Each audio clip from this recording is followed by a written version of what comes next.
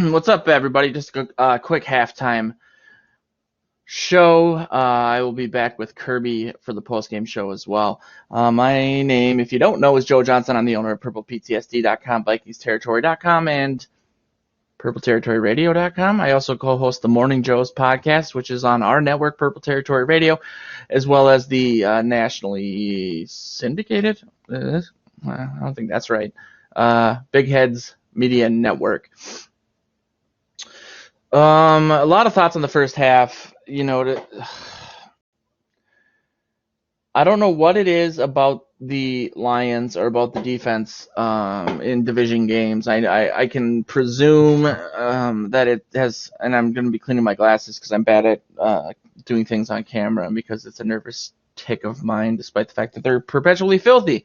Probably because, as you can tell with my new HD camera, God, I sound old, that I'm a little sweaty, or at least sweatier than usual. I'm always semi-moist, like Free Willy on the back of that truck in the third act of that movie. I had a cat-related mishap upstairs, and that's not like a pun about the Lions. It's actually, I have two little kittens, and who cares? It's been over a couple different regimes in Detroit, but Zimmer has always struggled against the Lions, and it's been against different. It's been Stafford, but Megatron's been there now. It's Marvin Jones and Galladay. I don't know what it is. It's really extremely frustrating especially for that final drive to do that. I think the offense is playing well. I'm obviously very concerned about Thielen. It's not going to be like a season-ending thing, but it could, if they don't take proper precautions, it could linger, and that's a scary thought. It's also really why a couple weeks ago when people were talking about trading Diggs, that you don't do that because these guys can go down at any time. That having been said, that was a gorgeous touchdown. Cousins to Thielen, there's been a few catches and touchdowns from them that rank very high on my best touchdowns of all time list for the Vikings and in general. God, I sound like I'm gonna puke. I'm getting a lot of heartburn. That last drive really killed me. Yeah, well, okay. Well, Talmik said that Trey Waynes is trash. Somebody said he is our best corner. I don't really think he's trash. I think he's an elite tackling, run-stopping corner. I think he's big and fast. It's the argument for trading him for me would be more because of if they can't see working out a deal for him next season, since him and Mackenzie Alexander are both up. The problem with that is that the defense up until this game has been performing really well. I mean, outside that first quarter in the Packers game, and we talked about this on the pregame. So what you would do is you take a position that's already relatively thin, despite the fact that they put a ton of high-end draft picks into it. You get rid of Trey Waynes, and then you have Xavier Rhodes, who's limping around the field, who's getting beat just as much, if not more often, than Trey Waynes. Waynes isn't having a good game, but I wouldn't argue that Rhodes is playing particularly well either. So you have him, and then you bring in Mike Hughes, I suppose, who has shown in flashes that he can perform, but he's never been tested the way that Trey Waynes and Rhodes have been tested. And they were both higher draft picks than he was. And it took them years to actually get acclimated to Zimmer's system. Now, Zimmer did say last season, before the season started, that Hughes had picked up things faster than any corner that he's ever had. Then he backtracked that because I think he has like a no, especially with rookies, like don't compliment them too much. But then you would end up being extremely thin until Holton Hill returns, unless you want to put Hill at that position. But you can't move Mackenzie Alexander over. You put all that time into turning him into a nickel guy, you're not going to move him over. And then I like Curse at nickel, but not every down. So I'm not a big proponent of that trade. It's just, but that having been said, this is not the best time for me to defend him. But, if you're going to defend people in general, I still don't see all the hate for Trey Waynes. I think people are like perpetually stuck in his rookie season. There's been a lot of penalties.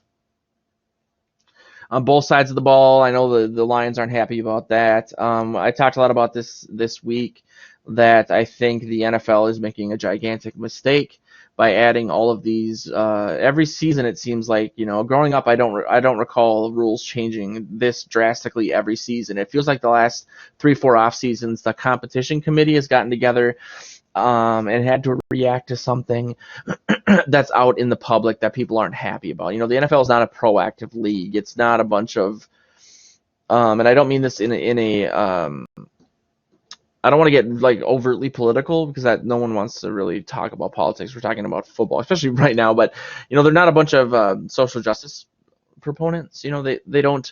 What they really care about is the bottom line, and I'm not making a statement one way or the other on that. I really try not to get overtly political, like I said. But an example being Ray Rice. They 2-game suspension.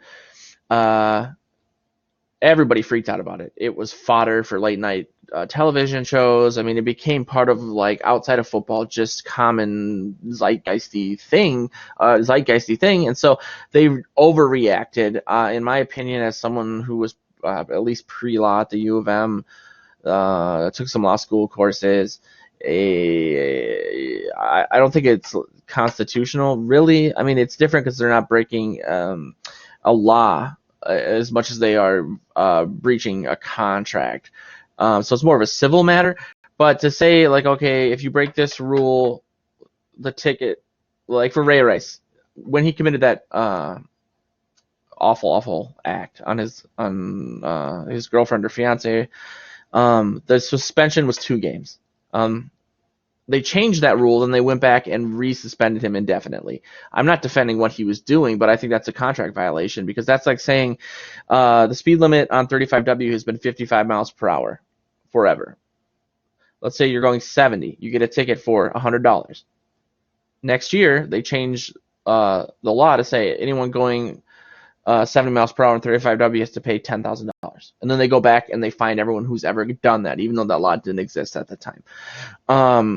And so I think the league is very, especially with social media, I think it's an older league. The people in charge, I don't think they're really in touch with what's going on. I think they're the only league that really, like, you can't embed videos of theirs. You have to take GIFs because they want you to click over to YouTube to see it on their thing, so they get the clicks for it, which is, they can do that, but it just isn't very conducive with social media. And I think they also overreact to social media.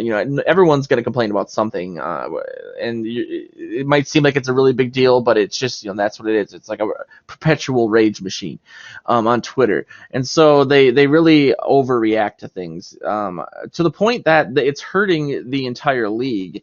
To implement that pass interference review, because of what happened in the Saints game. Like, I get it, boo-hoo to the Saints, whatever. How often does that really happen, where they blow a call of that magnitude, right? So now, almost every game now, you're having all these pass interference reviews. It's slowing down almost every game. So to avoid something that was a really bad call, they implemented a way too widespread. It wasn't narrow enough. It didn't lay out the rules as to the how and the when or the scope. You keep hearing things like they're going to throw a flag about this just in case they might notice that. Like, when they throw a flag, they should have, you're looking for this. You don't just throw a flag and say, see if you can find anything, because that just slows the game down. Football is already kind of a slow game. You watch those condensed games without all the standing around and everything, and they're like 11 minutes of action. I like that about football because it makes every play very important and it feels very chess-like. But at the same time, like, adding time between the plays is not cool. Like, I was at the Raiders game. It's the first time I've been to a game in a while because of my foot and ankle surgery, and it just felt like there was a ton of sitting around. With the flags and TV timeouts and everything, it's gotten too far. Whereas baseball has, ironically, the oldest game in the major sports bracket, they figured it out and said, okay, you can only visit the mound X amount of times. We need to speed these games up because people don't want to spend 5 hours watching baseball. I don't want to watch 5 hours of anything. Speaking of which, I maybe should cut this short. I do like. I'm not sure why Abdullah was pulled off punt returns. I like what he did, but it was nice to see Hughes out there. He showed. He runs like a 4.53, but he looked faster. He kind of got to the edge. Cousins is playing well. I forget where. Um,